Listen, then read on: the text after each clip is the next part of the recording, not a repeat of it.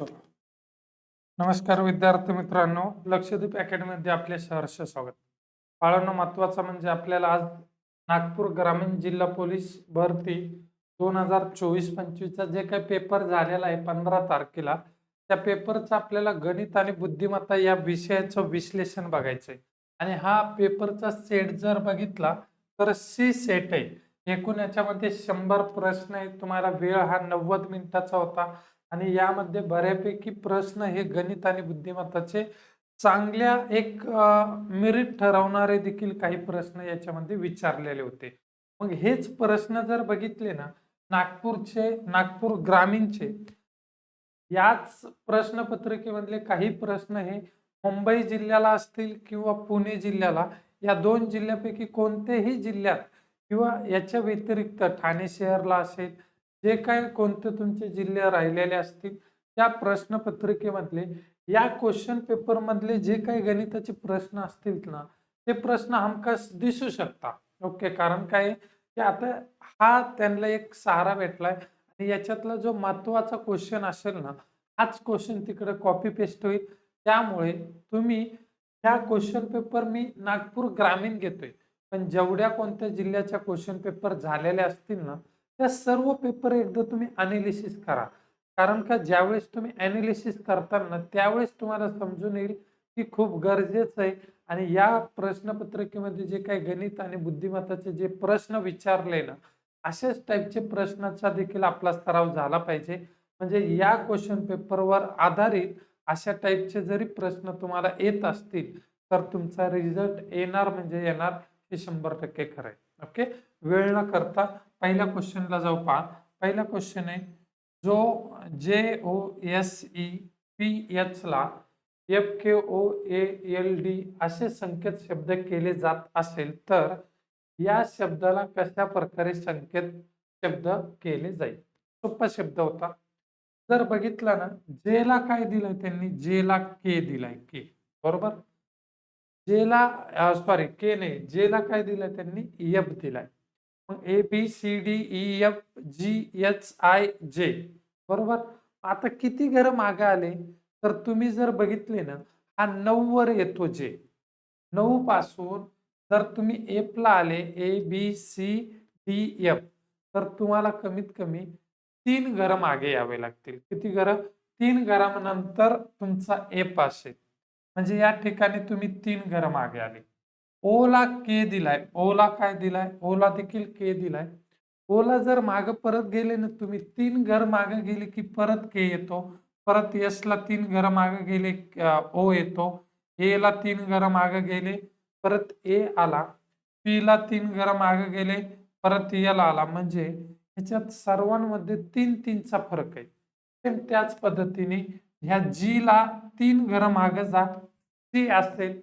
परत ई ला 3 घर मागे जा, ए असेल. परत ओ ला 3 घर मागे जा, के असेल, झाला. त्यानंतर आर ला 3 घरे मागे जा, एन असेल. जी ला 3 घरे जर मागे गेले तर सी येईल. परत ई ला 3 घरे मागे जा, परत ए येईल. म्हणजे याचा अर्थ तुमचं उत्तर पर्याय नंबर किती बरोबर असेल? 3 बरोबर. ओके, परत बघा. ABCGHIMNO जर बघितलं, ABCDEF 3 घर सुटले, EFGHI.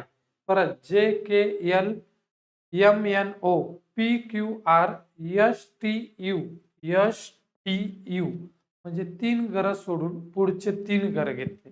पर्याय नंबर किती बरोबर असेल याचा? 2 बरोबर.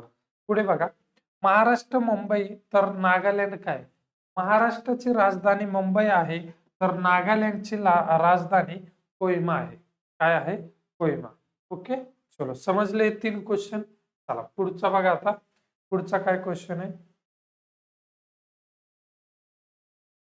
विशाल पश्चिमेला 18 किलोमीटर गेला. विशाल इथं आहे समजा, विशाल या ठिकाणी आहे. या ठिकाणाहून तो पश्चिमेला ना 18 किलोमीटर गेलाय. किती गेलाय? 18 किलोमीटर. त्याच्यानंतर तो दक्षिणेला 11.5 किलोमीटर गेला. दक्षिणेला या ठिकाणी तो आला 11.5 किलोमीटर. ओके, त्यानंतर पूर्वेला 6.5 किलोमीटर गेला. पूर्वेला 6.5 म्हणजे हा इथवर असेल समजा. हा 6.5 किलोमीटर गेला. नंतर उत्तरेला 11.5 किलोमीटर गेला. मग या ठिकाणाहून इथपर्यंत 11.5 होतं. तर या ठिकाणाहून इथपर्यंत देखील 11.5 किलोमीटर झालं. तो सध्याला कोणत्या ठिकाणी पोहोचला? तर या ठिकाणी पोहोचला. ओके. तर जाऊन थांबला तर तो मूळ ठिकाणापासून किती किलोमीटर अंतरावर असेल? मूळ ठिकाणी या ठिकाणी होतं आणि आता तो या ठिकाणी थांबलाय. तर किती अंतर असेल बघा. बाळांनो, ह्या इथून ते इथपर्यंत पूर्ण 18 होतं. आता हे 6.5 असेल तर हे वरचं 6.5 राहिलं. मग या 18 मधून 6.5 वजा करा. तर मी या 18 मधून 6.5 वजा केले. हा पॉइंट इथं शून्य, इथलं एक, इथं 10तून 5 गेले 4 पॉइंटला पॉइंट, इथं राहिले 7, 7 मधून 6 गेला 1, हे 1. तर 11.4 किलोमीटर असेल. सॉरी, किती असेल? इथं 5 राहतं ना. तर 11.5 किलोमीटर तो त्याच्या मूळ ठिकाणापासून सध्याचं जे अंतर असेल ते 11.5 किलोमीटरचं असेल. पुढे, सुरेशचा जन्म मंगळवारी 14 ऑगस्ट 2011 ला झाला. तर त्याचा 5वा वाढदिवस कोणत्या वारी येईल? ओके. त्याचा जन्म झालाय 14 ऑगस्ट 2011. या दिवशी वार होता, कोणता वार होता? मंगळवार होता. मंगळवार. तर त्याचा 5वा वाढदिवस 2011 मध्ये जर 5 प्लस केले, 2011 अधिक 5 किती होतील? 16. म्हणजे 14 ऑगस्ट 2016 रोजी त्याचा 5वा वाढदिवस असेल. कितवा वाढदिवस असेल? 5वा वाढदिवस. समजला? 12ला पहिला, 13, 14, 15, 16. 16ला 5वा वाढदिवस असतो. आता जर या वर्षामध्ये फरक बघितला तर हा फरक 5चा आहे. फरक कितीचा आहे? 5चा आहे. लीप वर्ष किती येतील बघा. 11 पासून ते 16 पर्यंत 2 लीप वर्ष असतील. एक असेल 2012 एक लीप वर्ष आहे आणि एक असेल 2016. म्हणजे ह्या 2 लीप वर्षाचे 2 दिवस ऍड करा. म्हणजे 7 दिवस पुढे जा. किती दिवस? 7 दिवस पुढे. मंगळवार पासून जर तुम्ही 7 दिवस पुढे गेला तोच वार येतो. आठवडा किती दिवसाचा असतो? 7 दिवसाचा. म्हणून याचा 5वा वाढदिवस हा मंगळवारीच असेल. कोणत्या वारी असेल? मंगळवारी. समजला? चलो, पुढे बघा. प्रश्न नंबर 6 काय सांगतो बघा. मधु दिलीपपेक्षा 12 वर्षांनी लहान आहे, तर 6 वर्षानंतर त्यांच्या वयातील फरक किती? आज मधु हा दिलीपपेक्षा 12 वर्षांनी लहान आहे. जन्मता दोघांमधला फरक 12 वर्ष आहे. भाऊ, हे मेले ना तरी पण यांच्यातला फरक हा 12च राहणार. मग असं नाही की हे जर मोठे झाल्याच्या बाद यांच्या दोघातला फरक चेंज होईल. कधीच फरक चेंज होत नाही. जर तुमचा भाऊ तुमच्यापेक्षा 12 वर्षांनी मोठा आहे तर हा कायम स्वरूपी फरक दोघांतला किती वर्षातला असेल? 12 वर्षाचाच असतो. तुम्ही जर तुमच्या भावापेक्षा लहान असताल 12 वर्षांनी, तो 12 वर्षांनी मोठा असेल, तर तुमच्या दोघातला फरक हा, तो जरी 60 वर्षाचा झाला तरी तुमच्या दोघातला फरक हा नेहमी 12 वर्षाचाच असतो. वय वाढल्याच्या बाद फरक वाढत नाही हा. एवढं नेहमी लक्षात ठेवा. पुढे बघा. सोबतच्या आकृतीमध्ये प्रश्नचिन्हाच्या ठिकाणी कोणती संख्या असेल? खूप महत्वाचं आहे. आता या अशा पूर्ण संख्या दिल्यात. पहिल्यांदा काय करायचं? सर्वात लहान संख्येपासून जा. 53. 53 नंतर कोणती संख्या आहे बघा. सॉरी, 31 आहे पहिली. 31, 31 नंतर 41, 41 नंतर 53, 67, 67 नंतर कोणते आहे? 83, 83 नंतर 101 आणि 101 नंतर 121. ओके. आता या दोघांमध्ये फरक बघा. या दोघांमध्ये 10चा फरक आहे. या दोघांमध्ये 12चा फरक आहे. या दोघांमध्ये 14चा, इथे परत 16चा फरक झाला. बरोबर. त्याच्यानंतर कितीचा फरक असेल बघा. इथं असेल 18चा, इथं असेल 20चा. आता पुढे कितीचा फरक असेल 22चा. जर बरोबर आहे ना?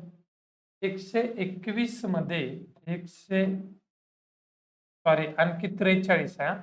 हे इथं 143 आहे. 22चा पुढे कितीचा फरक असेल 24चा. मग 143 मध्ये जर मी 24 प्लस केले तर याचं उत्तर किती असेल 167. किती असेल 167. चढत्या क्रमाने संख्या मांडायच्या आणि त्याच्यानंतर त्यांच्यातला जो काही फरक आहे ना तो फरक पहिल्यांदा 10, 12, 14, 16, 18, 20, 22 त्यानंतर 24 चा फरक आहे. 143 मध्ये 24 प्लस केले तर उत्तर किती असेल 167. पुढे बघा. एका मुलीची ओळख करून देताना सुबोध म्हणाला, ही माझ्या म्हणजे सुबोधच्या. ही माझ्या म्हणजे कुणाच्या? ही माझ्या म्हणजे सुबोधच्या सुबोधच्या मुलाच्या. म्हणजे सुबोधला एक मुलगा आहे. सुबोधला एक काय आहे? मुलगा आहे. मुलाच्या एकुलत्या एक मुलीची. मग ह्या मुलाला देखील एक मुलगी आहे. एक काय आहे? मुलगी आहे. एक मुलगी आहे. एकुलत्या एक मुलीची आत्या आहे. म्हणजे जी काही व्यक्ती असेल ना, हा सुबोध ज्या व्यक्तीबद्दल बोलतोय ना, ही व्यक्ती आहे ना एक, ही व्यक्ती ना सुबोधचा जो मुलगा आहे, ह्या मुलाच्या मुलीची एकुलती एक ही आत्या आहे.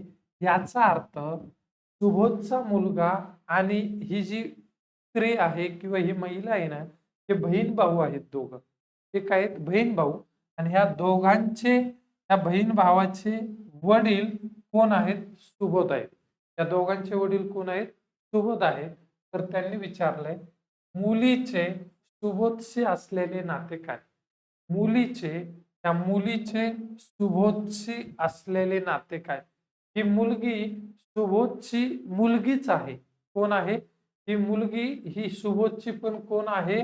मुलगीच आहे. पर्याय नंबर किती बरोबर? 4. समजलं? चलो पुढे. 5 मुलांनी शर्यतीत भाग घेतला. राज मोहितच्या पुढे. ओके. राज हा राज हा कुणाच्या पुढे आहे? मोहितच्या पुढे आहे. हा मोहित. राज हा मोहितच्या पुढे आहे, परंतु गौरवच्या मागे आहे. गौरवच्या मागे म्हणजे गौरव याच्या वर असेल. गौरवच्या मागे आहे. आशिष सचिनच्या पुढे पण मोहितच्या मागे. आशिष नावाचा व्यक्ती आहे ना, हा सचिनच्या पुढे आहे. सचिनच्या पुढे आहे पण मोहितच्या मागे आहे. म्हणजे हा क्रम असा आहे. तर त्यांनी विचारलंय रोहितच्या मागे राहिला तर शर्यत कोणी जिंकली? जो फर्स्ट असेल तो शर्यत जिंकल. याचा अर्थ या क्वेश्चन मध्ये फर्स्ट कोण आहे? गौरव. तर शर्यत कोण जिंकली? गौरवने जिंकली. समजला? महत्वाचा होता हा पण. पुढे बघा. क्यूची आई ही पीची बहीण आहे. बघा काय सांगितलंय. क्यूची जी कोणती आई असेल ना, ही आई इथं समजा एक व्यक्ती आहे. ही आई पीची कोण आहे? पीची बहीण आहे ती. पीची बहीण आणि एमची मुलगी आहे. एमची मुलगी म्हणजे ह्या दोघांची ही मुलगी आहे. ओके. आता एमची मुलगी आहे म्हणजे ही फिमेल आहे. ओके. आता क्यूची आई ही पीची बहीण आहे. पीची बहीण आहे. ओके. पी हा व्यक्ती मेल आहे का फिमेल आहे माहित नाही निश्चित. आणि हा पण एम हा व्यक्ती मेल आहे का फिमेल आहे हे पण माहिती नाही मला निश्चित. ओके. यस ही पीची मुलगी आहे. यस ही कुणाची मुलगी आहे? पीची.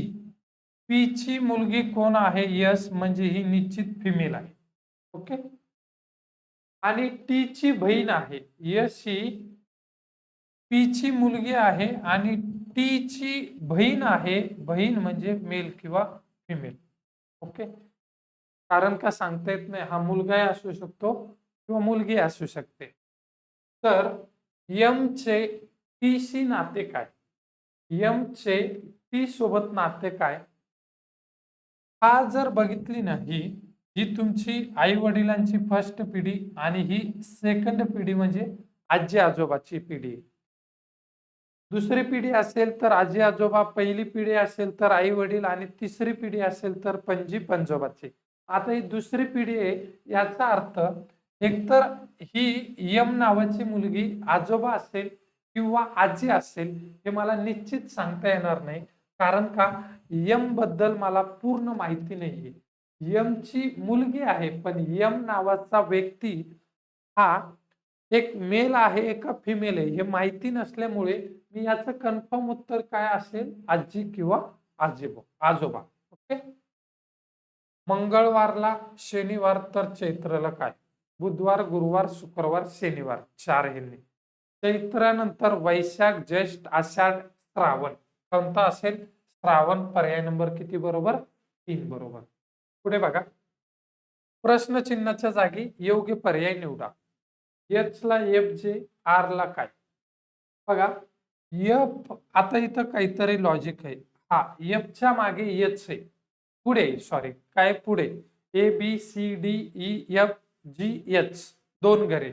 ओके. म्हणजे एक घर पुढे जाऊ नये, एक घर पुढं आणि एच नंतर जे येतो बघा. A B C D E F G H I J म्हणजे एक घर पुढं. हा एक घर पुढे आणि याच्यापासून हा एक घर पुढे. तसं आर पासून इकडे एक घर पुढे गेलं. आर नंतर काय येईल? A B C D E F G H I J K L M N O P Q R, R नंतर पी क्यू आर. ओके. म्हणजे काय असेल? पी असेल. आणि याच्या नंतर आरच्या पुढे काय आहे? एस टी म्हणजे पी टी. एफच्या पुढे एक घर आणि एचच्या पुढे एक घर म्हणजे उत्तर काय असेल? P T. समजला? चलो पुढे बघा आता.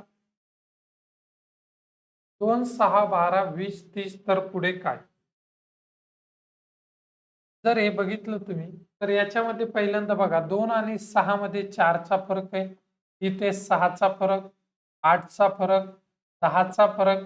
पुढे कितीचा फरक असेल? 12चा फरक. मग 30 मध्ये जर मी 12 प्लस केले तर माझं योग्य उत्तर पर्याय नंबर किती बरोबर पाहिजे होता? 2 बरोबर. समजला? तर योग्य उत्तर याचं 42. हे प्रश्न खूप महत्वाचे आहे. हे विचारले जाणार आहेत. परत कोणत्या ना कोणत्या जिल्ह्यामध्ये हे क्वेश्चन विचारले जातील. पूर्ण पहिल्यांदा मोजून घ्या किती आहे?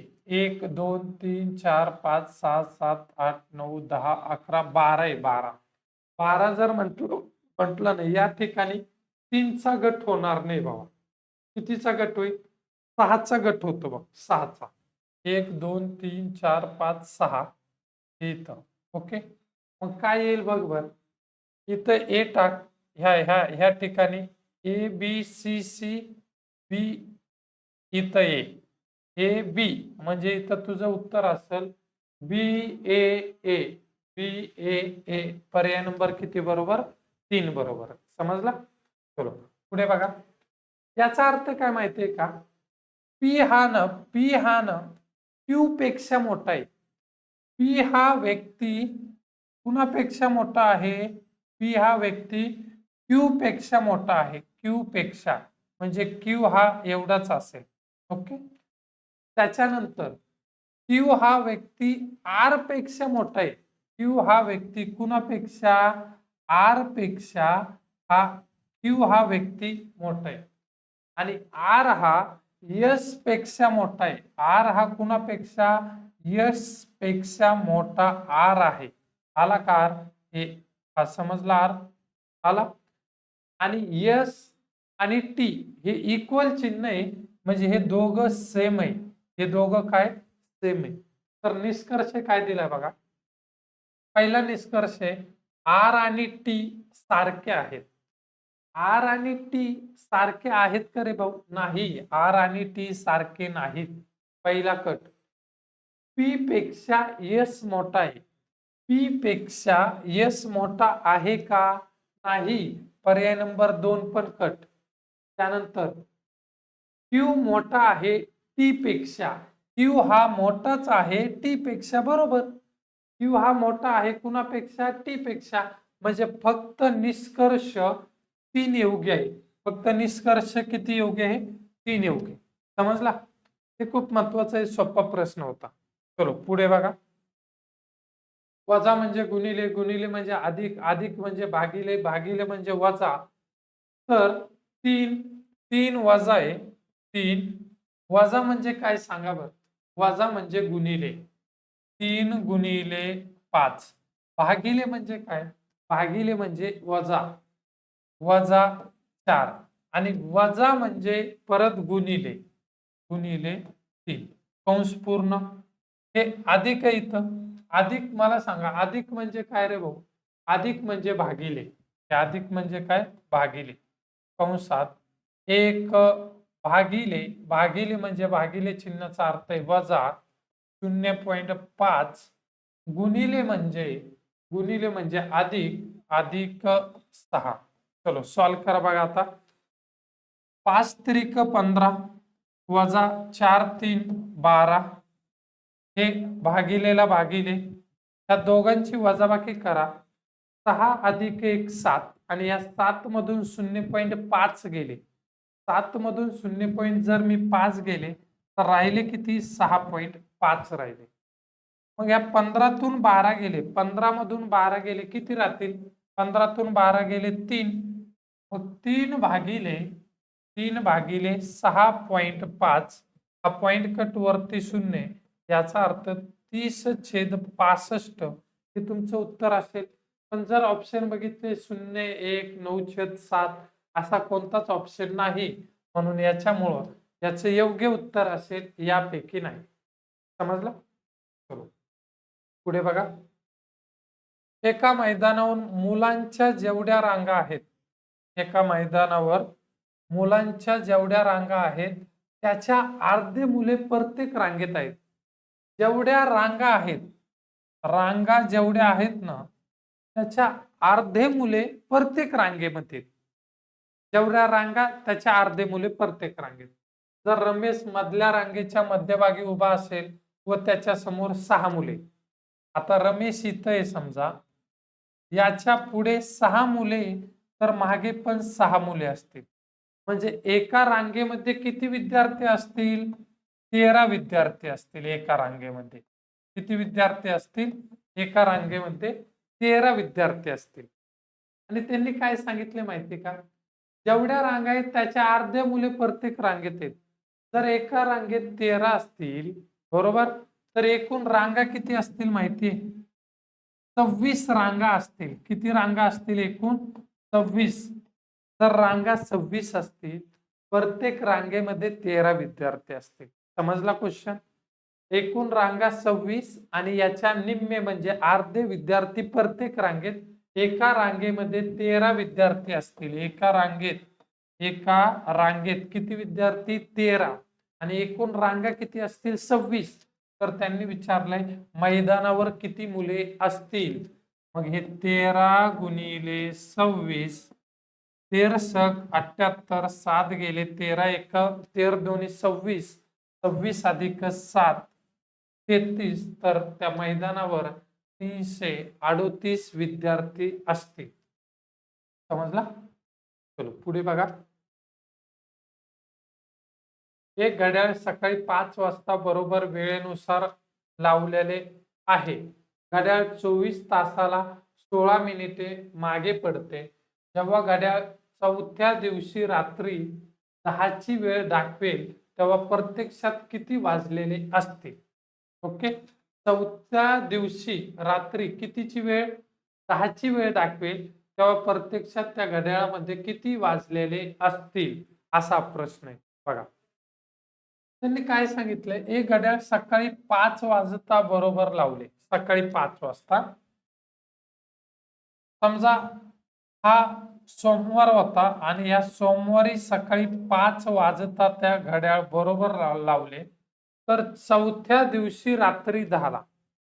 पहिला दिवस मंगळवार झाला.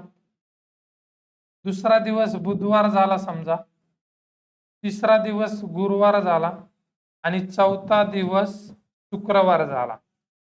आता हे सकाळी 5 इथं 5 एक दिवस झाला म्हणजे 24 तास. त्या बुधवारचे 5 म्हणजे परत 24 तास. गुरुवारचे 5 म्हणजे परत 24 तास झाले. बरोबर? परत किती तास झाले? 24 तास. आता शुक्रवारच्या त्यांनी काय दिले माहितीये? चौथ्या दिवशी रात्री 10ची वेळ. आता शुक्रवार सकाळचे 5 पासून ते संध्याकाळचे 10 पर्यंत जर मी बघितलं, तर टोटल किती तास होतील? 5 सकाळचे 5 ते संध्याकाळचे 5 12 तास. 12 आणि ते पुढचे 6, 7, 8, 9, 10 ते 5. 12 आणि 5 इथं किती तास येतील? 17 तास येतील. ओके. झालं? आता त्यांनी काय सांगितलंय? 24 तासाला 16 मिनिटे मागे.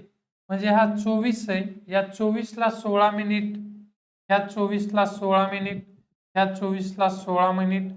जवळपास 16 2 32, 16 त्रिक 48 मिनिटे मागे पडले. आता हे 48 झालं तुमचं आणि या 17 तासाचे किती मिनिट घ्यायचे? हे खूप महत्वाचं आहे. आता जर बघा, जर 24 तासाला 16 मिनिटे, तर 17 तासाला किती मिनिट? एक एक्झाम्पल. ओके. मग तिरकस करा. 17 गुणिले 16 भागिले 24. 4 6 24, 4 4 4 16, परत बे दोन्ही 4, बे त्रिक 6, 17 दोन्ही किती आहे? 34 भागिले 3, म्हणजे 3 1 3, 3 1 3, उरला 1, 3 त्रिक 9, 3 त्रिक 9, म्हणजे जवळपास 11.5 मिनिटे. जवळपास किती? 11.5 मिनिटे. 11.5 जर मिनिट म्हटलं ना, 11.5 मिनिट याच्यामध्ये जर मी ऍड केले 11.5, तर हे किती होतंय बघा? 59 30 होत आहे. 59 30, म्हणजे त्या घड्याळात 10च्या वेळच्या ऐवजी 11 वाजले पाहिजे होते. रात्रीचे किती पाहिजे होते? दुपारी त्यांनी इथं 1 दिलाय. दुपारचे 12, रात्रीचा 1, रात्रीचे 11.15. मेन महत्वाचं या घड्याळामध्ये रात्रीचे 11 वाजले पाहिजे होते. पण हा प्रश्न शक्यतो बाद केला जाईल. याचा मार्क देखील तुम्हाला दिला जाईल. पण याची स्टेप महत्वाची होती. त्यामुळे मी तुम्हाला हा क्वेश्चन सॉल्व्ह करून दाखवलाय. असाच क्वेश्चन तुमच्या घड्याळ या टॉपिकमध्ये आहे आणि तो आपण आपल्या बॅचमध्ये घेतलेला आहे. पण तुम्ही आता याच्यावर कमेंट नका करू की सर नाही याचं उत्तर हेच पाहिजे. मी ज्या पद्धतीने सांगितलं तुम्हाला ते व्यवस्थित बघा. अशा टाईपचा प्रश्न हा शक्यतो तुम्हाला सर्व विद्यार्थ्यांना या प्रश्नाचा मार्क हा मिळून जाईल. त्याचं काही टेन्शन घ्यायचं नाही. जसं आता त्यांच्या उत्तरामध्ये असेल, पण 100% तुम्हाला त्याचा एक मार्क भेटून जाईल. असो. पुढे बघा. एका मुद्रकाने एका पुस्तकावर 1 पासून क्रमांक घालताना संख्येतील प्रत्येक अंकाला 1 याप्रमाणे एकूण 402 खिळे वापरले तर पुस्तकात एकूण किती पाने असतील? बघा, 402 खिळे वापरले, याच्यातले मला 192 खिळे माहिती पाहिजे. 100 पानासाठी आहेत. किती पानासाठी आहेत? 100 पानाचे 192 खिळे. जसाच तसा क्वेश्चन हा विचारला आपल्या बॅच मध्ये शिकवलाय. बघा, शून्याला शून्य, इथला एक, इथं 10तून 9 गेला 1, परत 3 मधून 1 गेला 2. आता हे 210 जे खिळे आहेत ना, हे 3 अंकी पेजेसचे, म्हणून याला भागिले 3 करायचे. 3 7 किती? 21, हे आले 70. चलो भाग द्या. 170 पाने असतील. किती पाने असतील? 170 पाने असतील. खूप महत्वाचा आहे हा प्रश्न. किती पाने असतील? तर 170 पाने असतील. पुढे बघा.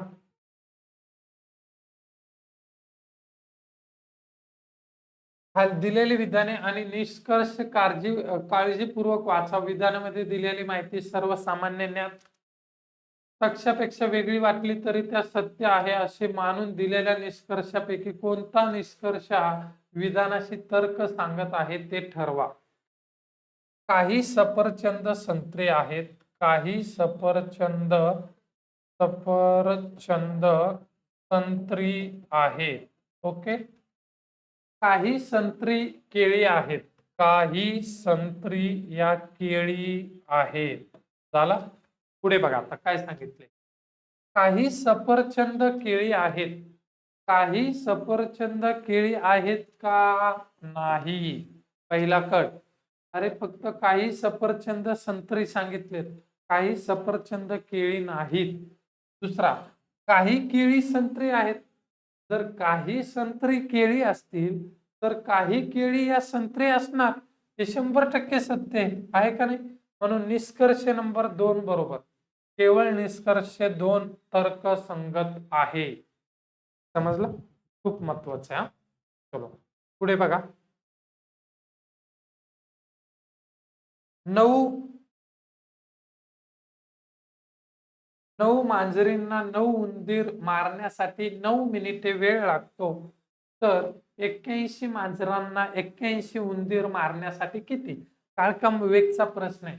9 मांजरांना 9 उंदीर मारण्यासाठी 9 मिनिटे लागतात, तर 81 मांजरांना 81 उंदीर मारण्यासाठी किती वेळ लागेल. बरोबर. किती वेळ लागेल. पहा आता एकदम सोपा प्रश्न आहे, काहीच अवघड नाही. 81 कट 81 कट 9 कट 9 कट, तर किती मिनिट लागतील. 9 मिनिट लागतील. समाप्त. किती मिनिट लागतील. 9 मिनिट. समजला. बघा 9 मांजरांना 9 उंदीर मारण्यासाठी 9 मिनिटे वेळ लागतो. किती मिनिटे. 9 मिनिटे. म्हणजे एका मांजराला एक उंदीर मारण्यासाठी 9 मिनिटे लागतो. किती मिनिटे लागतो. 9 मिनिटे. तर त्यांनी सांगितलं 81 मांजरांना 81 उंदीर मारण्यासाठी किती वेळ लागेल. तर किती वेळ लागेल. 9 मिनिटं लागतील का. का बरं ह्या क्वेश्चन मध्ये. बघा लवकर. चलो तोपर्यंत मी पाणी घेतो. बघा लवकर.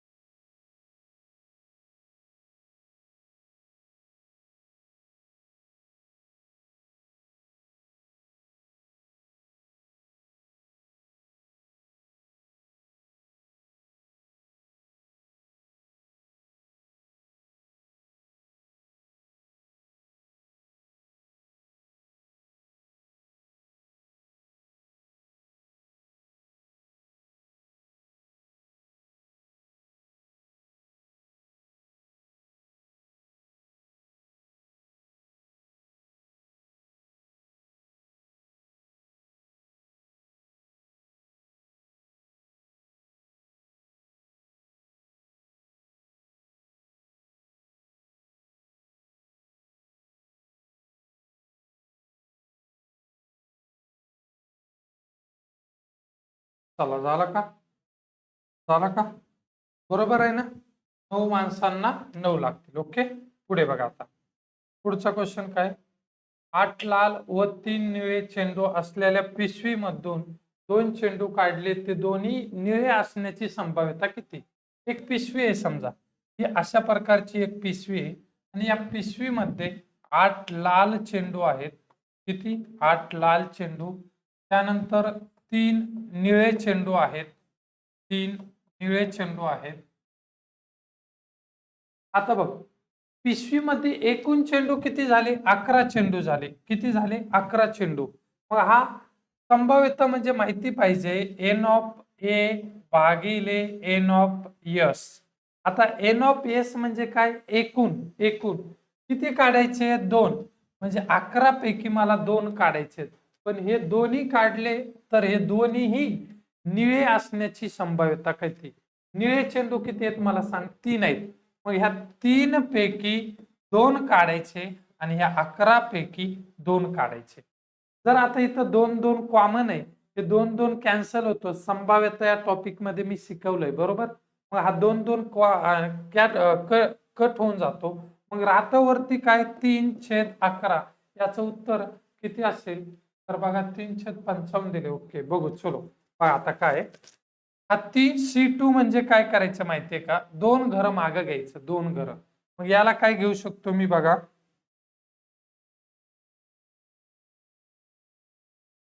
3C2 ला काय घ्यायचं माहितीये, 3 × 2 आणि 2 × 1. ओके झालं. हा भागिले मी इथं घेतो समजा. हा 11C2 आहे. 11C2 म्हणजे काय की 11 × 10 हा भागिले 2 × 1. आता काय करायचं बघा, हा 3 × 2 भागिले 2 × 1. जो हा भागिले तो गुणिले केला, 2 × 1 वर गेला, भागिले 11 × 10 खाली आले. हा 2-1 हा 2-1 कट झाला. बे एक बे, बे पंचे 10, वर किती राहिले 3 आणि खाली किती राहिले 11×5=55. म्हणजे तुझं उत्तर काय असेल 3/55. हा प्रॉपर आपल्याला बॅच मध्ये संभाव्यता या टॉपिक मध्ये मी शिकवलेला आहे आणि तो ह्या सर्व गोष्टी माहिती पाहिजे. आता कोणत्या पद्धतीने तुम्हाला याचं लॉजिक काय वगैरे एकदा संभाव्यता टॉपिक बघून घ्या. तुम्हाला कोणत्याच पद्धतीचा जो संभाव्यतावरचा जो काही प्रश्न असेल ना, याचे तुम्हाला म्हणजे कन्सेप्ट पूर्ण क्लिअर होऊन जाईल. पूर्ण कन्सेप्ट. पुढे बघा, एका रांगेत मोना समोरून 10वी, मोना ही समोरून कितवी आहे, मोना समोरून 10वी म्हणजे हिच्या इकडे समोर 9 मुली आहेत व मागून 8वी म्हणजे मागे 7 मुली आहेत. तर रांगेच्या मध्यभागी असल्यास तिच्या रांगेतील क्रमांक किती. ओके, 9 आणि 7 16, 16 ने 1 किती 17 म्हणजे एकूण रांगेमध्ये किती विद्यार्थी आहेत तर 17 विद्यार्थी आहेत. तर त्यांनी सांगितलंय सीता रांगेच्या मध्यभागी. सीता रांगेच्या मध्यभागी म्हणजे या 17च्या मध्यभागी 8 आणि हे 8 सुटले तर ही मध्यभागी आहे. मग हिचा इकडून पण 9वा क्रमांक आहे, इकडून पण 9वा क्रमांक आहे. पर्याय नंबर किती बरोबर असेल 2 बरोबर. समजला. चलो पुढे बघा. प्रेरणाला निश्चित आठवते की मागील वर्षी परीक्षा जून पूर्वी, कधी जून पूर्वी, परंतु जूनच्या पूर्वी परंतु फेब्रुवारी नंतर. म्हणजे काय आहे की प्रेरणाला जून पूर्वी पण फेब्रुवारी नंतर म्हणजे मार्च, मार्च, एप्रिल, एप्रिल आणि मे ह्या 3 महिन्यापैकी कधीतरी त्यांची परीक्षा झाली असावी. सिमरनला निश्चित आठवते की मागील वर्षी परीक्षा सप्टेंबरच्या पूर्वी, सप्टेंबरच्या पूर्वी परंतु एप्रिल नंतर, एप्रिल नंतर मे, जून आणि जुलै त्या महिन्यापैकी झालेली असावी. कुणाला वाटतं सिमरनला. तर काय म्हणतात ते बघा. तर मागील वर्षी नेमक्या कोणत्या महिन्यात परीक्षा झाली होती. दोघांमध्ये कॉमन हा मे महिना आहे म्हणून मे महिन्यामध्ये मागील वर्षी परीक्षा झालेली असावी. समजलं. सोपं आहे. पुढे बघा, हे आता जे काही 25 क्वेश्चन होते बुद्धिमत्ताचे 25 क्वेश्चन सॉल्व्ह झाले. आता याच्या नंतरचे जे गणिताचे 25 क्वेश्चन असतील ना, ते गणिताचे 25 क्वेश्चन आपल्याला बघायचे. हा टॉपिक ना खूप महत्वाचा होता बाळांनो. पूर्ण जे जे तुम्ही बघताय ना, नागपूर ग्रामीणला बुद्धिमत्तावर देखील चांगले प्रश्न विचारले. म्हणजे की जे प्रश्न तुम्हाला विचार करू शकता, विचार करायला भाग पाडता असे क्वेश्चन विचारले होते. म्हणजे बऱ्यापैकी हा जो पेपर असेल ना, गणित आणि बुद्धिमत्ता या टॉपिकवर फिरवला जाऊ शकतो. ज्या व्यक्तीचं गणित आणि बुद्धिमत्ता हे प्रकरण चांगलं असेल ना, त्या व्यक्तीला या विषयामध्ये चांगले मार्क भेटले असतील 100%. ओके. आता इथून पुढचे जे काही 25 क्वेश्चन आहे ते गणिताचे आणि हेच क्वेश्चन बघायचे. ओके.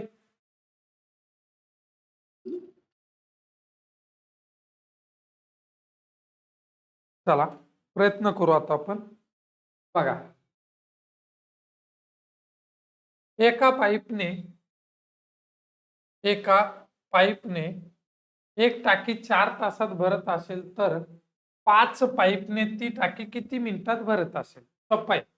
हा पाईप गुणिले तास बरोबर सेम पद्धतीमध्ये व्यस्त चलन असतं पाईप गुणिले तास. पाईप गुणिले तास. किती पाईपने? एका पाईपने 4 तासात तर 5 पाईपने किती तासात? संपला. गुणिले 5 काय होतील? भागिले 5. 4 एक 4, 4 भागिले 5. मग तासामध्ये भेटलं, पण त्यांनी काय विचारलंय? किती मिनिटात? तासाचं रूपांतर मिनिटात करायचं असेल तर गुणिले किती करायचे? 60 करायचे. 5 एक 5, 5 एक 5, 1 उरला 5 दोन्ही 10, 12 चौक 48 मिनिटामध्ये ते 5 पाईप ती पूर्ण टाकी भरतील. समजलं? चलो पुढे बघा. पुढीलपैकी कोणत्या संख्येने 36 ने निशेष भाग जाईल? आता 36 ने भाग देत बसायचा नाही. 36 ची कसोटी माहिती पाहिजे. काय कसोटी आहे? की ज्या संख्येला 9 व 4 ने निशेष भाग जातो त्या पूर्ण संख्येला 36 ने भाग जातो. मग यामध्ये 4 ची 9 ची कसोटी काय सांगते? 4 ची कसोटी सांगते शेवटच्या 2 अंकाला किंवा शेवटी जर 2 शून्य असतील तर त्या पूर्ण संख्येस 4 ने निशेष भाग जातो. आता शेवटी 55 आहे. 55 ला 4 ने भाग जात नाही, पहिला ऑप्शन कट. 26 ला 4 ने भाग जात नाही, दुसरा ऑप्शन कट. 24 ला 4 ने भाग जातो आणि 28 ला पण 4 ने भाग जातो. आता 9 ने कोणत्या संख्येला जातो ते बघा. 9 ची कसोटी आहे. दिलेल्या संख्येतील अंकांच्या बेरजेला जर 9 ने निशेष भाग जात असेल तर त्या पूर्ण संख्येस 9 ने निशेष भाग जातो. करा. 7 आणि 2 9, 9 अधिक 8, 9 अधिक 8 17, 17 आणि 2 17, 19, 19 आणि 4 23, 23 ला 9 ने भाग जात नाही. भाऊ 4 ने जातोय, 9 ने जात नाही, तर 36 ने जाणार नाही. 4 ने पण गेला पाहिजे, 9 ने पण गेला पाहिजे. मग तुझं योग्य उत्तर किती असेल? पर्याय नंबर 4 बरोबर. चलो पुढचा क्वेश्चन. 60 लिटर दुधात 60 लिटर दुधात मलईचे प्रमाण 15%. किती? 60 लिटर दुधामध्ये मलईचे प्रमाण 15% आहे. म्हणजे किती लिटर आहे मलई 60 लिटर पैकी? 0 कट 0 कट 5 दोन्ही 10, 5 त्रिक 15, 2 त्रिक 6, 3 त्रिक किती? 9 लिटर हे मलईचं प्रमाण आहे. किती लिटर? 9 लिटर. ओके. त्याच्यानंतर बघा, 40 लिटर दुधात मलईचं प्रमाण 8%. हे 40 लिटर दुधात मलईचं प्रमाण 8% म्हणजे भागिले 100. 0 कट 0 कट 8 चौक 32 आणि हा पॉइंट कट, एक संख्या सोडून पॉइंट, म्हणजे 40 लिटर मध्ये मलईचं प्रमाण आहे 3.2 लिटर. तर त्यांनी काय विचारलंय? दोन्ही एकत्र केले तर या मिश्रणात मलईचे प्रमाण किती? आता हे 60 आणि 40 100% कट होणार आहे. हे 9 लिटर आणि हे 3.2 लिटर. 9 अधिक 3.2 12.2% हे असेल तुमच्या एकत्र मलईचं प्रमाण. समजला क्वेश्चन? 60चं वेगळं काढलं, 40चं वेगळं आणि 9 आणि 3 या दोघांची बेरीज झाली 12.2. चलो पुढे बघा. 55 69 87, 55 69 त्यानंतर 87 अधिक 14 अधिक 55 या संख्यांची सरासरी म्हणजे सर्व संख्यांची बेरीज भागिले एकूण संख्या किती आहेत? 5. करा बेरीज. 5 आणि 4 9, 9 अधिक 7, 9 7 16, 16 अधिक 9 25, 25 आणि 5 30, आजचे गेले 3, 5 आणि 3 8, 9, 9 अधिक 8 17, 17, 17 अधिक 6, 17 आणि 6 किती? 23, 23 आणि 5 किती? 28, 280 भागिले 5. भाग द्या. 5 वाचा 25, 3 उरले 5 30, उत्तर असेल 56. उत्तर काय असेल? 56 आहे का रे? 56 का 65 बघा. बेरीज बेरीज व्यवस्थित करायच्या. 5 आणि 4 किती? 9. 9 अधिक 7 16. 16 अधिक 9. 16 आणि 9 25. 25 अधिक 5. 25 आणि 5 30. 30 ला शून्य हातचे गेले 3. 5 आणि 3 8. 8 आणि 1 9. 9 अधिक 8 17. 17 अधिक 6. 17 आणि 6 किती? 23. 23 आणि 5. 23 आणि 5 किती? 28.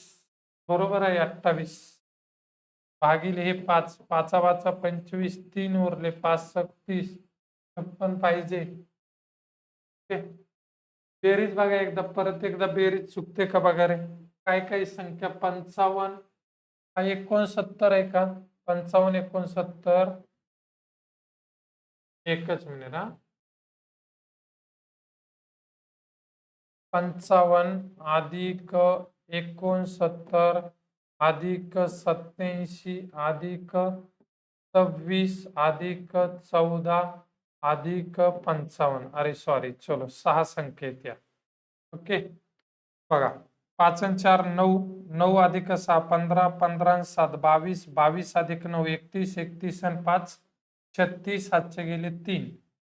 5 आणि 1 6. 6 आणि 2 8. 8 आणि 8 16. 16 आणि 6. 16 आणि 6 22. 22 अधिक 5. 22 अधिक 5 27 आणि 3 30. 30 भागिले 6. 6 35. 6 1 6. म्हणजे योग्य उत्तर असेल पर्याय नंबर 3 51. चलो पुढे. मागच्या वर्षी दुधाचा भाव 40 रुपये प्रति लिटर होता. या वर्षी भाव 44 रुपये झाला. मग 40 रुपयाचा 44 रुपये झाला म्हणजे किती रुपये वाढ झाली?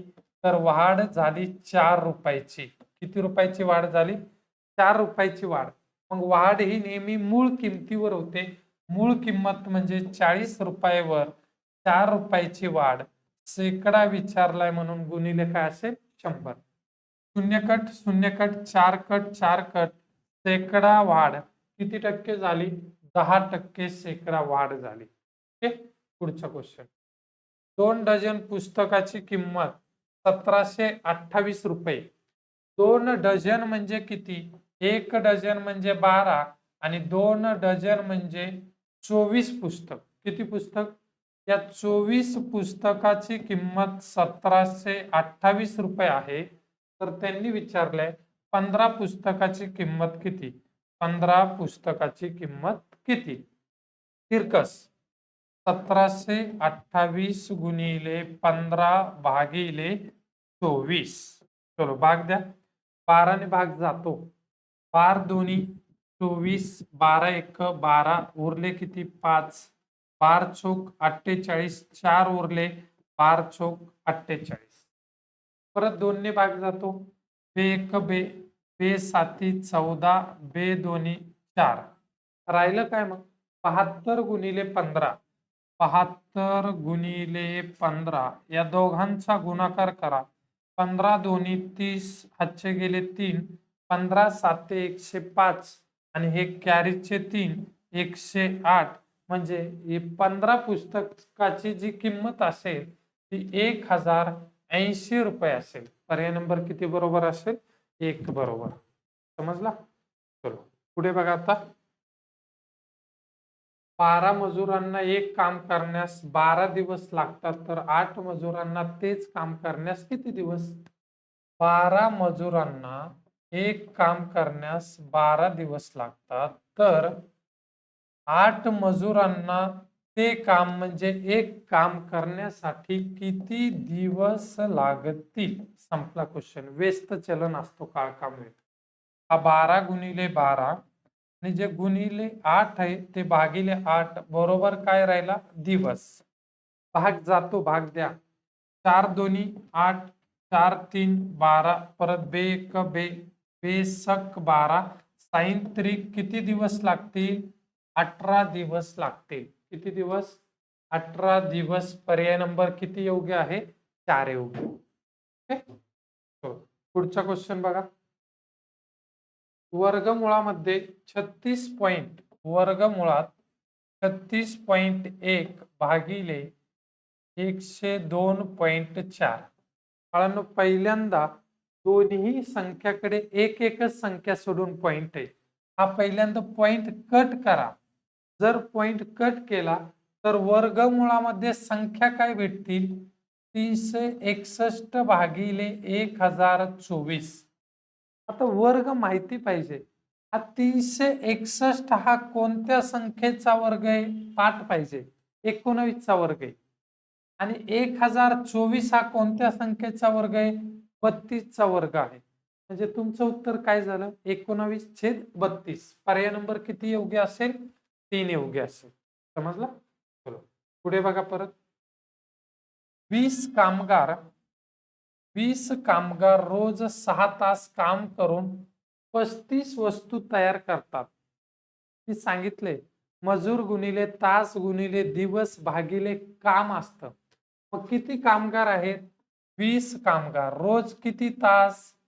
6 तास काम करून किती वस्तू बनवतात? 35.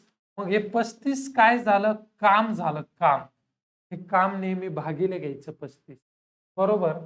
तयार करतात तेवढ्याच वस्तू, म्हणजे परत किती वस्तू तयार करायच्या? मला 35 वस्तू तयार करायच्या. या 35 वस्तू तयार करण्यासाठी 15 कामगारांना रोज किती तास काम करावे लागेल? 15 कामगारांना रोज किती तास काम करावे लागेल? पहिली स्टेप, जे भागिले आहेत ते गुणिले करा, जे गुणिले असतील ते भागिले करा.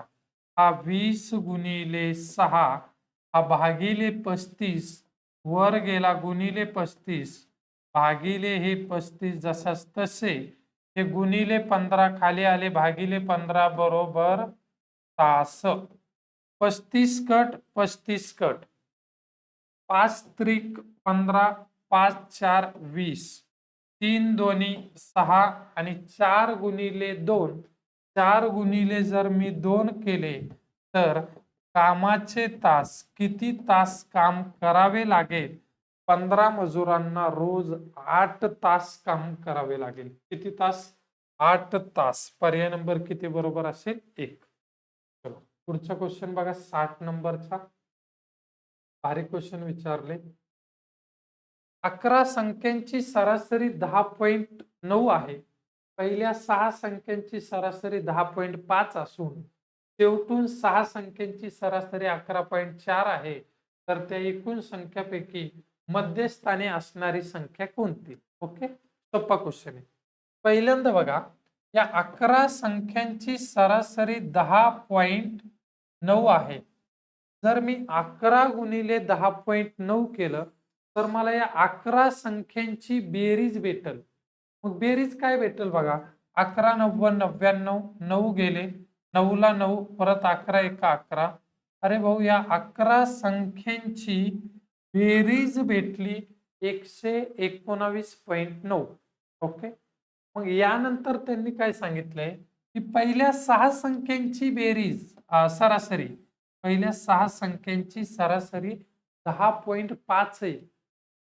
मग या 6 संख्यांची बेरीज किती भेटेल? गुणाकार कर. 6 पंचे 30 3 गेले 3 ला 3 6 1 6. याची बेरीज भेटली. पहिल्या 6 संख्यांची बेरीज 63 भेटली. नंतरच्या 6 संख्यांची सरासरी आहे 11.4. परत ह्या नंतरच्या संख्यांची बेरीज काढा.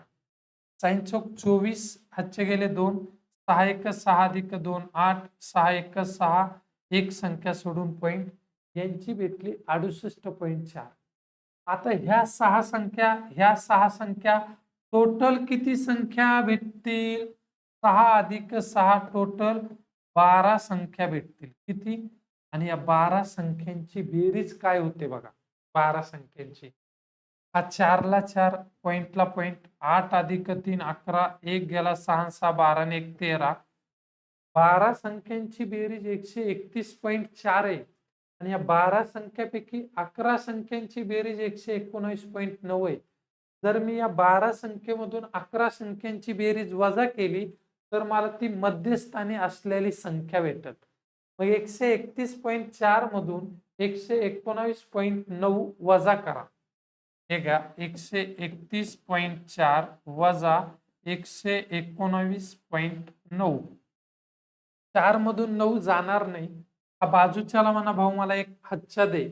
14 झाले. 14तून 9 गेले 5 पॉइंट. इथं 0 झाला.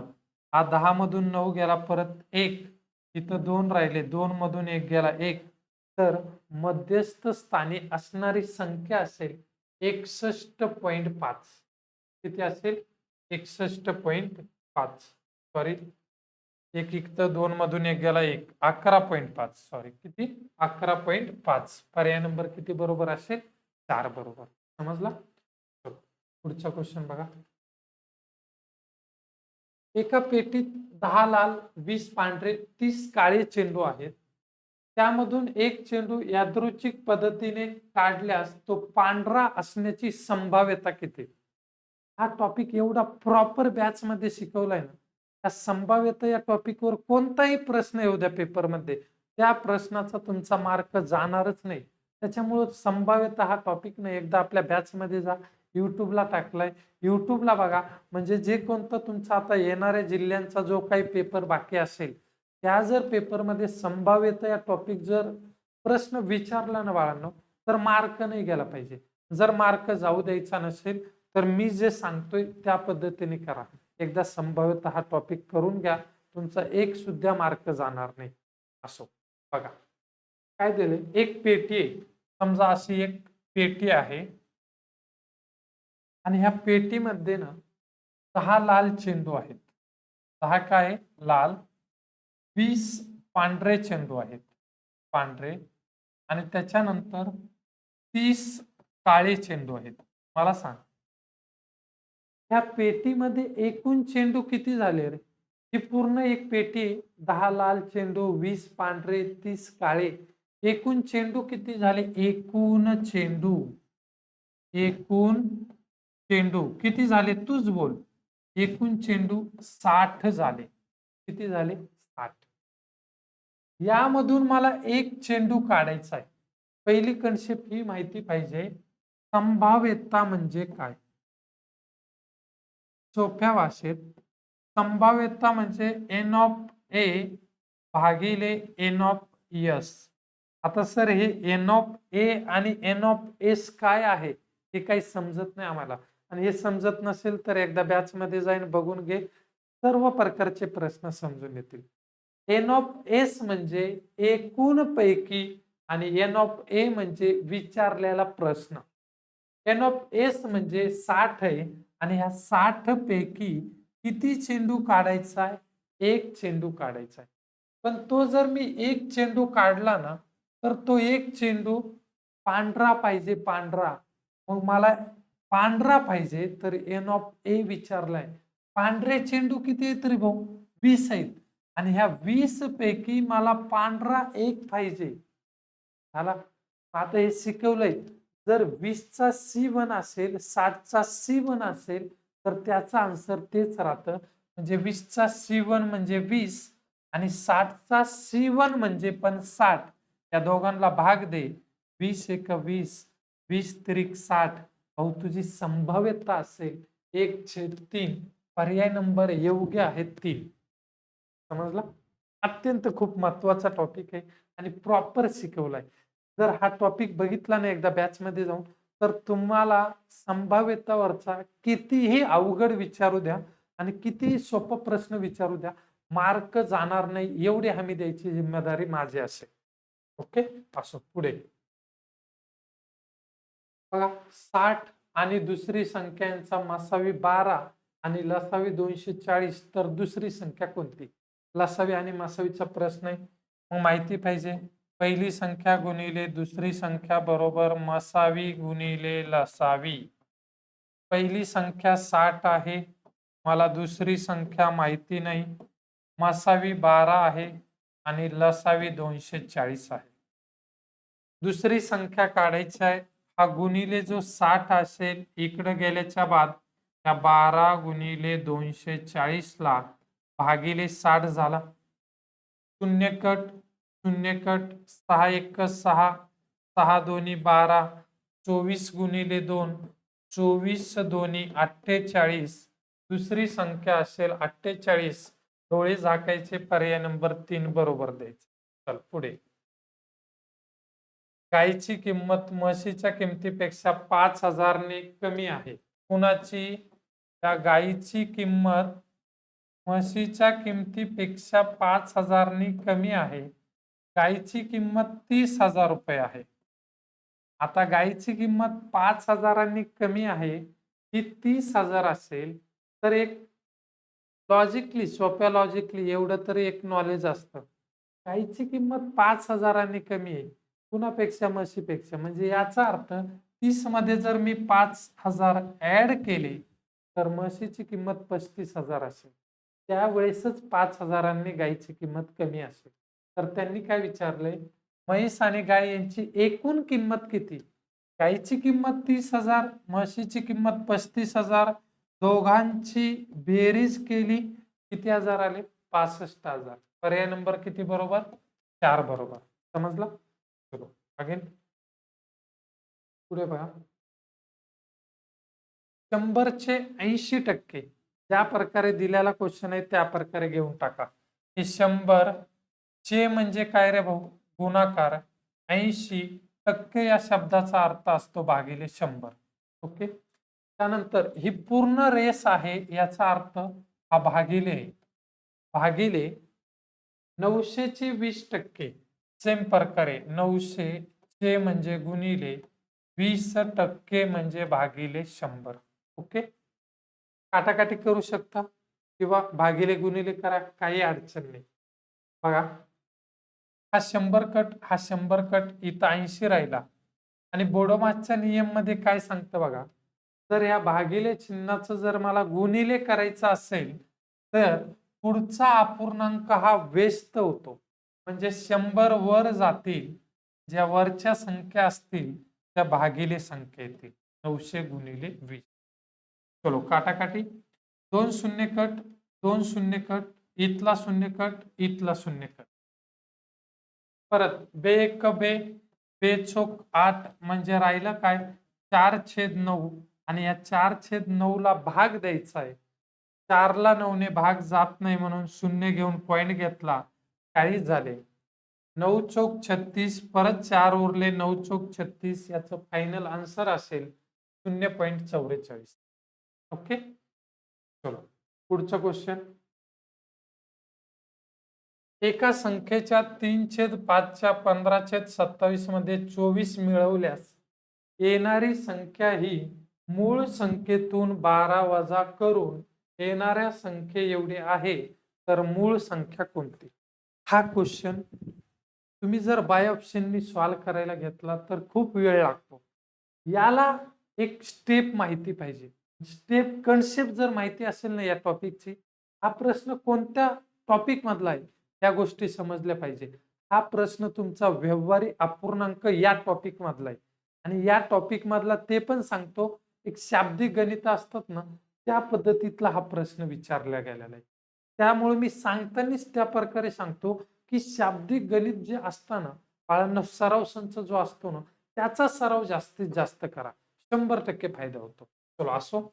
एका संख्येच्या, अरे एक संख्या माहिती नाही, एका संख्येच्या म्हणजे एक्स म्हटली एक संख्या, त्या म्हणजे गुणिले एका संख्येच्या 3/5 परत 4 ला गुणिले 15/27 मध्ये ह्याच्यामध्ये 24 मिळवले.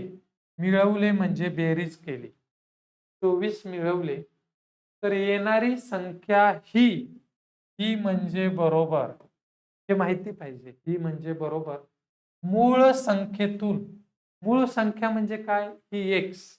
ह्या मूळ संख्येतून 12 वजा केले एवढी असते. ही जर कन्सेप्ट मी काय केलं रे, ज्या प्रकारे क्वेश्चन बोलला ना त्या प्रकारे फक्त क्वेश्चनची मांडणी करून घेतली.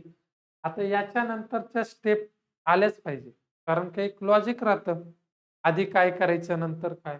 पहिल्यांदा सुरुवातीला इथं गुणाकार आहे, तर पहिली ही कन्सेप्ट सॉल्व्ह करून घ्या. 5 त्रिक 15, 3 9 27 आणि 3 एक 3, 3 त्रिक 9. समजली काटाकाटी? ओके. फक्त काटाकाटी केली. 5 त्रिक 15, परत 3 एक 3, 3 9 27, परत 3 एक 3, 3 त्रिक 9. वर राहिला फक्त x आणि खाली राहिले 3 अधिक हे 24 बरोबर हे राहिले x वजा 12. मग दुसरी स्टेप काय सांगते की या दोघांचा पहिल्यांदा तिरकस गुणाकार करून घ्या. हा x ला x 24 गुणिले 3 24 त्रिक 72 हा x वजा 12. आता हा गुणाकार केल्याच्या बाद जो हा भागिले 3 आहे बरोबर चिन्हाच्या तिकडे पलीकडे गेला की इकडे गुणिले 3 होतो. ओके. हा x अधिक 72 जसाच तसा 3 गुणिले x 3x आणि 12 त्रिक 36 पण कसे 36 वजा 36 आणि हा x अधिक 72. हो स्टेप नंबर लास्ट काय सांगते की चल संख्या एका बाजूला घे आणि ज्या संख्या आहेत त्या एका बाजूला हा x अधिक आहे त्या तिकडे घेऊन जाय वजा 36 इकडा म्हणजे 72 अधिक 36 बरोबर 3x वजा x.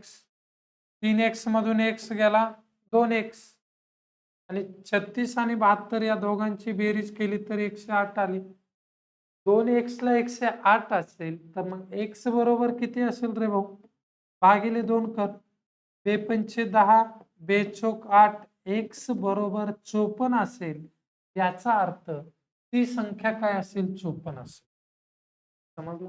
आता हा प्रश्न काही विद्यार्थ्यांना अवघड वाटेल, पण हा प्रश्न अवघड नाहीये. हे प्रश्न आलेच पाहिजे, कारण का हे प्रश्न तुमच्या मेरिटचे मार्क आहे.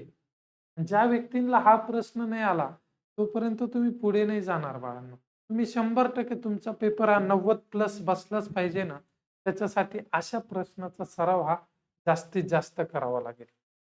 चला असो. 1 ते 40 दरम्यान किती मूळ संख्या आहेत? बरोबर. मूळ संख्या म्हणजे काय? ज्या संख्येला त्या संख्येने भाग जातो त्याला मूळ संख्या असे म्हणतात. 1 ते 40 मध्ये मूळ संख्या किती आहेत? कोणकोणते आहेत? 2, 3, 5, 7, 11, 13, 17, 19, 23, 29, 31, 37. मोज 1, 2, 3, 4, 5, 6, 7, 8, 9, 10, 11, 12. किती आहेत? 12. पर्याय नंबर किती बरोबर? 2 बरोबर. चल पुढे. 7x अधिक x. काय सांगितलं बघा? 7x अधिक x बरोबर 56. 7x म्हणजे 8x बरोबर 56. तर x बरोबर 56 भागिले 8. 8 7 56. x बरोबर किती असेल? 7 असेल. पुढे बघ. 74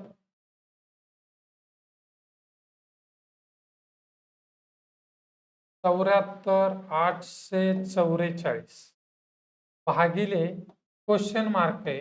हा भागिले क्वेश्चन मार्क बरोबर 54 गुणिले 63. ओके. आता काय करायचं? या क्वेश्चन मार्कच्या ठिकाणी काहीतरी संख्या धरू आपण. ओके. 74 844 जे गुणिले असतील ते भागिले घे. 54 गुणिले 63. हा भागिले होता तो तिकडे गुणिले गेला, हा इकडे क्वेश्चन मार्क आला. ओके. चलो भाग दे आता. कितीने भाग जातो बघा? 9 ने भाग जातो. 9 सक 54, 9 आठे 72, 2 उरले, 9 त्रिक 27, 1 उरला, 9 एक 9, 5 उरले, 9 सक 54. परत कितीने भाग जातो पहा? 9 ने जातो. 9 साते 63, 9 9 81, 2 उरले, 9 दोन्ही 18, 3 उरले, 9 चोक 36. परत 6 ने जातो बघ. 6 एक 6, किती उरले? 3, 6 पंचे 30, 2 उरले, 6 चोक 24. परत 7 ने भाग जातो. 7 दोन्ही 14, 1 उरला, 7 दोन्ही 14 म्हणजे उत्तर काय भेटलं? 22 भेटलं. फक्त प्रॉपर व्यवस्थित भाग देता आला पाहिजे होता. चलो पुढे. पहिल्यांदा कंसातला कंस सॉल्व करा. 40 मधून 20 गेले, 20 राहिले. 20/5. 20/5 म्हणजे किती आले? 4. परत 4 ला गुणिले किती आहेत? 12. 12 चोक किती झाले? 48. आणि 48 मध्ये परत 4 ऍड केले. 48 अधिक 4 52. पर्याय नंबर किती बरोबर? 1 बरोबर. पुढे. एका पुस्तकाची छापील किंमत ₹180 असून ₹153 विकली तर शेकडा सूट किती? सूट किती भेटली बघा. ₹180 छापील किंमत होती. ₹153 ती वस्तू विकली तुम्हाला, तर सूट किती दिली? 10 तून 3 गेले 7, 7 मधून 5 गेले 2, ₹27 सूट भेटली. पण सूट ही नेहमी छापील किमतीवर दिली जाते. छापील किंमत आहे 180. 180 वर ₹27 सूट, तर 100 ला किती? शून्यकट शून्यकट 9 दोन्ही 18, 9 त्रिक 27, बे एक बे, बे पंच 10.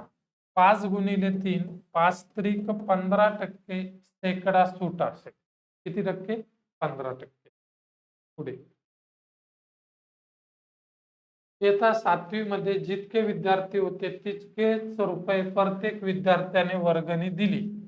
त्यामध्ये वर्ग शिक्षकाने ₹91 घालून एकूण ₹2116 ग्रंथालयासाठी दिले, तर प्रत्येक विद्यार्थ्याने किती रुपये दिले?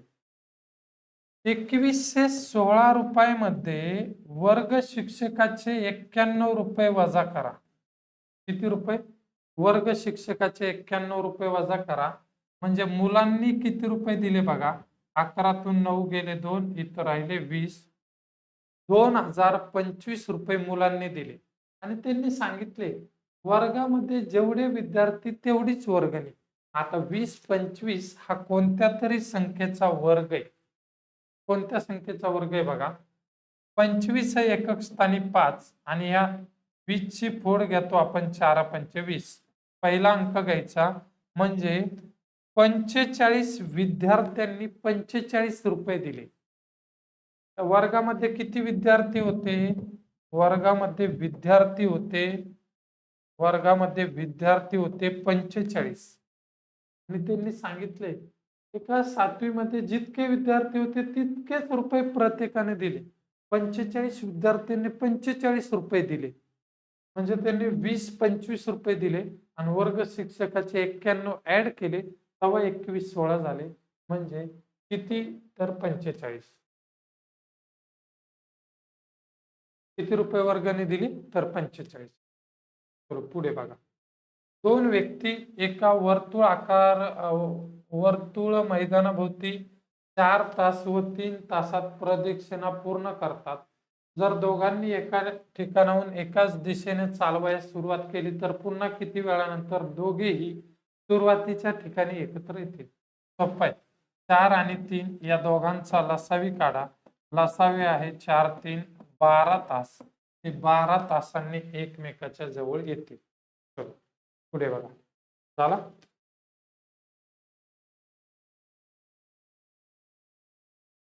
ए व बी दोन ठिकाणी हे नदी पात्रामध्ये हे एक ठिकाण आहे आणि बी हे एक ठिकाण आहे. त्या दोघांमधलं अंतर जे आहे ना हे 12 किलोमीटर अंतर आहे. एक बोट शांत पाण्यात 6 किलोमीटर प्रति तास वेगाने जाते व प्रवाहाचा वेग. बोटीचा वेग हा बोटीचा जो वेग आहे ना 6 किलोमीटर प्रति तास आणि पाण्याचा जो वेग आहे शांत पाण्याचा वेग तो 4 किलोमीटर प्रति तास आहे. ओके.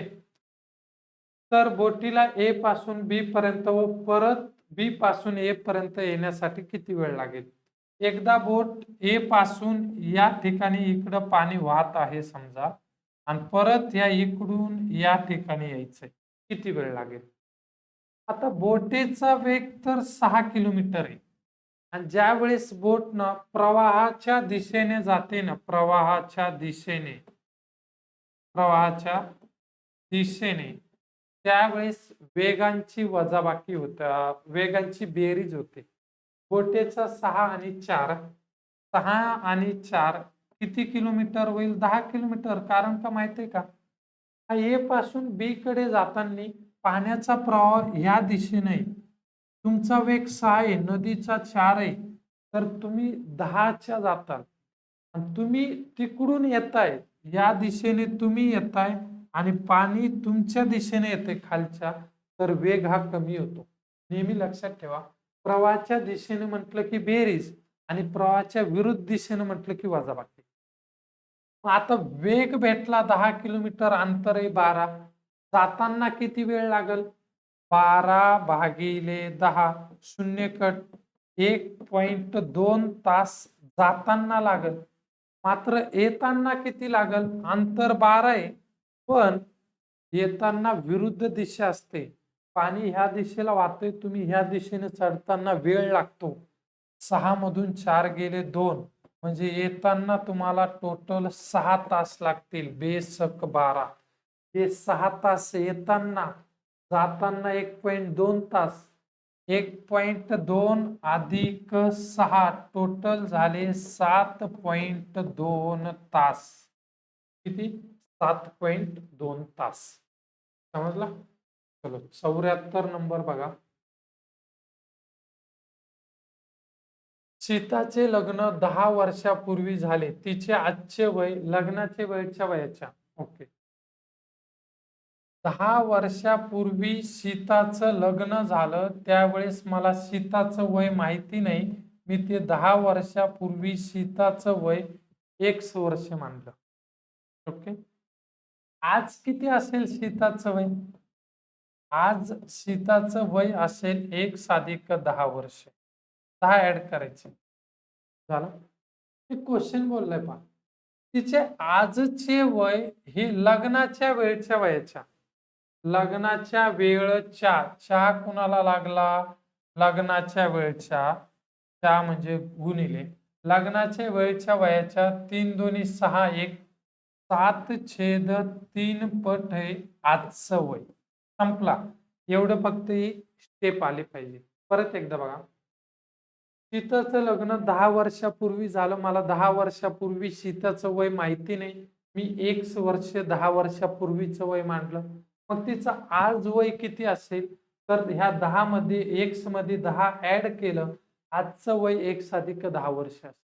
मग त्यांनी काय सांगितलं? तिचं जे आजचं वय आहे ना, आजचं वय हे आजचं वय, सॉरी आजचे वय, हा बरोबर, आजचं वय जे आहे ना 1+10 हे लग्नाच्या वेळच्या, लग्नाचं वय कधी होतं? 10 वर्षापूर्वी. लग्नाच्या च्या कुणाला लग्नाला म्हणून गुणिले 7/3 पट. कस काय? 3 दोन्ही 6 6 1 6. चलो गुणिले भागिले करा. हा जो भागिले 3 आहे, या पूर्ण कंसाला इकडे गेल्यावर गुणिले 3 झाला. 7 गुणिले 1 हा 7x बरोबर. त्या 3 ने x ला गुणाकार करा, 3x अधिक 10 ने 3 ला गुणाकार करा, 30 अधिक 3x इकडं आला की वजा 3x होतं, बरोबर 30. 7x मधून 3x गेले, 4x बरोबर 30 आला. तर x बरोबर किती येईल बघा? भाग द्या 30 ला 4 ने भाग द्या. 4 7 28, 2 उरले, भाग जात नाही, पॉइंट 20 झाले, 4 5 20. x बरोबर 7.5 वर्ष. तर सीताचं आजचं वय किती? सीताचं आजचं वय 1+10. x किती आहे? 7.5. हा 7.5 अधिक हे 10, तर 17.5 वर्षे हे सीताचं आजचं वय आहे. समजलं व्यवस्थित? चलो बऱ्यापैकी जे आपले काही क्वेश्चन होते ते प्रश्न बऱ्यापैकी इथं संपलेले आहेत. लास्ट क्वेश्चन आहे बघा. दीपगृहावरून एक जहाजाकडे पाहताना 60 अंश मापाचा अवनत कोन होतो. जर दीपगृहाची उंची 90 मीटर असेल तर ते जहाज दीपगृहापासून किती अंतरावर असेल? अवनत कोन म्हणजे 60 अंशाचा. तो त्याला त्रिकोणाचा कोन देखील म्हणतात. त्रिकोणाचा 60 अंशाचा कोन म्हणजे ना, ही माहिती पाहिजे. याच्या आधी देखील बोललो होतो. अवनत म्हणजे टॅन थीटा. टॅन थीटाचा 60 अंशाचा कोन म्हणजे समोरची बाजू भागिले लगतची बाजू. समोरील बाजू भागिले लगतची बाजू. आता माहिती पाहिजे टॅन 60 अंश त्याची किंमत असते वर्गमुळात 3. समोरील बाजू म्हणजे एक त्रिकोण आहे समजा, एक इथं 90 अंश दिलाय आणि ही समोरची जी बाजू दिली तुम्हाला त्यांनी 60 अंशाचा काढायचा, ती म्हणजे समोरील बाजू तुमची 90 अंश आहे. तर तुम्हाला ही लगतची बाजू काढायची आहे. ही जो भागिले आहे तो गुणिले करा, जो गुणिले तो भागिले. मग हे बाजू बरोबर 90 अंश भागिले वर्गमुळात 3. आता खूप गरजेचं याचं सोल्युशन काय असेल? या वर्गमुळात 3 ची जर किंमत बघितली तुम्ही, या वर्गमुळात 3 ची किंमत काय असेल तुम्ही सांगा चला. वर्गमुळात 3 ची किंमत जवळपास 1.732 याच्या जवळपास किंमत असते. आणि जर ह्या 90 ला 1.732 ने जर भाग दिला तर याचं उत्तर येतं 59.69 मीटर येतं. सॉरी, 59.9. त्यांनी भाग देऊन बघा, त्याचं जवळपास हे उत्तर बरोबर आहे. आता जे काही ते देतील ते, आता हा प्रश्न ना, ज्या विद्यार्थ्यांचं गणित वगैरे परफेक्ट असेल त्याला आला असेल, नाही तर 90% विद्यार्थ्यांचा, 90 म्हणजे 95% विद्यार्थ्यांचा हा प्रश्न चुकलेला असेल. म्हणजे असा एखादी प्रश्नपत्रिकेमध्ये प्रश्न असतोच की अपवाद. आता 50 प्रश्नापैकी 49 मार्क भेटणं गरजेचं होते. हा एका प्रश्नाचा विषय सोडा, 50 पैकी 49 प्रश्न हे सॉल्व्ह होणारे होते. एक प्रश्न नव्हता. ओके. जर तुम्ही 50 पैकी जर 49 प्रश्न जर बरोबर आणले असते ना बाळांनो, तरीही तुमचा गणिताचा स्कोर हा चांगला आला असता. एखादी असा अपवाद क्वेश्चन असतो, बरोबर. जसा ह्या प्रश्नपत्रिकेमध्ये हा अपवाद क्वेश्चन आहे, तसा तुमच्या देखील प्रश्नपत्रिकेमध्ये एखादे अपवाद क्वेश्चन येणार आहे. पण या प्रश्नपत्रिकेवरून किंवा या प्रश्नावरून काय शिकायचं, की बाकीचे 49 जे काही प्रश्न होते ना गणित आणि बुद्धिमत्ताचे मिळून, ते 49 प्रश्न हे सॉल्व्ह होणारे होते आणि येणारे प्रश्न होते. मग त्याच्यामुळे तुमचा गणिताचा स्कोर हा एखादी मार्क गेला तर काही अडचण नाही. पण बाकीचे जे येणारे प्रश्न आहे ना, ते चुकले नाही पाहिजे. ज्या दिवशी तुमचे येणारे प्रश्न चुकणार नाही ना, त्या दिवशी तुमच्या बाजूने रिझल्ट लागतो. ज्या दिवशी येणारे प्रश्न देखील चुकता आणि असे देखील प्रश्न चुकता, तर मग आपला रिझल्ट कसं काय मार्क भेटेल किंवा रिझल्ट कसं काय लागेल? मग जे येतंय ना बाळांनो, ते प्रॉपर करा. ज्या दिवशी तुम्ही जे येणार आहे ते जर चुकू नाही दिलं, तर तुम्ही 100% जॉबला लागणार. पण जे येत नाहीये ते पण चुकतंय आणि जे येतंय ते पण चुकतंय, तर मार्क सहजासहजी कमीच होणार आहे. बरोबर. हे नागपूर ग्रामीणचा पेपर पूर्ण विश्लेषण घेतलंय. कोणते जे काही नवीन विद्यार्थी असतील त्यांनी चॅनलला सबस्क्राईबर करून घ्या. जे तुमचे मित्र वगैरे असतील त्यांच्यापर्यंत लिंक वगैरे शेअर करा. कारण का खूप म्हणजे याला वेळ लागतो, मेहनत लागते आणि याच्यातून काहीतरी भेटलं पाहिजे. जशी तुमची अपेक्षा असते की आमच्या मेहनतीला फळ हे भेटलं पाहिजे, तसे तुम्ही पण आमचं थोडंफार हे करत चला. ओके. चलो, लवकरच आपण पुढचा जिल्हा पण घेणार आहे. पुढचा कोणता जिल्हा घ्यायचा आहे ना, तुम्ही मला कमेंट करा की सर पुढचा या जिल्ह्याचे घ्या विश्लेषण, आपण त्या जिल्ह्याचे घेऊ. पण तुमची कमेंट महत्वाची. तुमची कमेंट आली तर लगेच मी पुढचा व्हिडिओ घेईल. ओके. चलो, धन्यवाद.